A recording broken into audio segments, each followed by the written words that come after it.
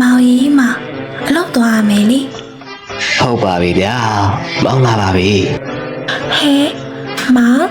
ခြေတီးကိုဘယ်လိုတက်ထားလဲလာလာခင်းတက်ပေးမယ်မောင်ရဲ့ခလေးလေးမဟုတ်တော့ ဟောဗျာမောင်ကခင်းနေဆိုကလေးလေးပဲလေ ဟာရှင်အရေးပိုင်မင်းဖြစ်နေပြီအခုထိခလေးလေးပဲလားမောင်ရဲ့ ဒါတော့ခင်ရဲ့ခင်းနေကြမှာပါ အရေးပိုင်မင်းခမညာကားအစင်သေးဖြစ်ပါပြီနော်ကားလို့ရပါပြီဗျ ဟေးအေးမောင်ကြီးလာခဲ့မေ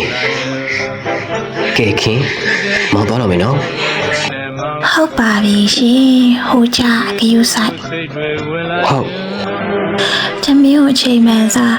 ခင်မောင်အတွက်သမီးနဲ့ဟင်ချိုက်နေမှထည့်ပေးလိုက်တယ်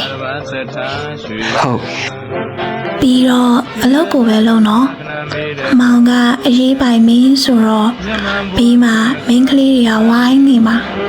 ရှောက်မိကြံလို့ရတော့နော် ဟုတ် ငါပြောရင်ဟုတ်ဟဲ့လား ဟမ်မဟုတ်ပါဘူးခင်ရဲ့ခင်ပြောတာကိုနားထောင်နေတာပါမောင်ရဲ့ခင်မှားနေတာကိုမောင်ကနားထောင်နေတာပါ ဟုတ်ပါပြီရှင်တီချာကယူဆိုင်သွား ဟုတ်ပါပြီဗျာခင်အဲ့ဒါဆိုအပွားမ ဟာရှင်ဒီမောင်ကတော့ကိုအရေးပိုင်မင်းဆိုတာမမေ့နဲ့အောင်ရှင် ဟ